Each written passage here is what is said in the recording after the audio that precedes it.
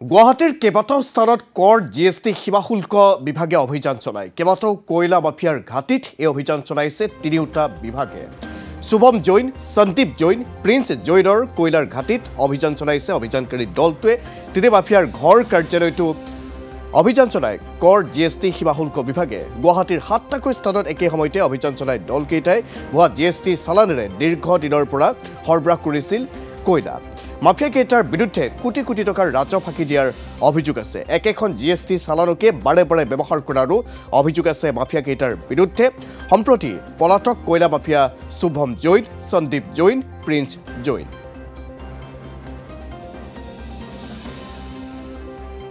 চক্ৰৰ অভিযান আছিলে মানে কি হেৰিৰ পৰা আমাৰ এটা ইম্পৰ্টেণ্ট আছিলে। আমি আহিছিলোঁ চাবলৈ কিবা কাগজ পত্ৰ আছে নেকি, কেইটামান কাগজ পত্ৰ পাইছোঁ, তাতে আমি চিজ কৰি গৈছোঁ। এইটোতো মানে শুভম জৈনৰ বুলি গম পোৱা গৈছে আৰু মানে চলাইছিলে সন্দীপ জৈনে, তেওঁ অহা যোৱা কৰে।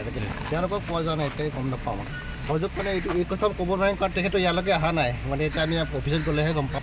চলিব পাৰে, আমি গম নাপাম কাৰণ আমাক যেনেকৈ অৰ্ডাৰ দিয়া হৈছে আমি সেই জেগাতহে যাওঁ। বাকী জেগাত কোন গৈছে কি কথা কাগজ পত্ৰ চালান নহয়, তাৰমানে কিছুমান ডকুমেণ্টছ মানে চালান কেইখনমান আছিলে, তাৰপিছত মানে লুজ কাগজ কেইখন আছিলে, তেনেকুৱাকৈ চাইছোঁ। সেইটো মানে ৰিভিজৰ কিছুমান ডকুমেণ্ট চাব লাগিব, এইবিলাক কি কাৰণে এইবোৰ ইউজ কৰিছে। অভিযোগটো মই আচলতে কি, এইটো আমি এটা বেলেগ এটা টিম মানে ক'ৰবাৰ আমাক ইয়াতে কৈছে, ইয়াতে গৈ চাওক কিবা অসুবিধা এনেকুৱা মানে কিবা ডকুমেণ্ট আছে নেকি, সেই ডকুমেণ্টখন পাইছোঁ, সেইখিনি আমি চুজ কৰিছোঁ।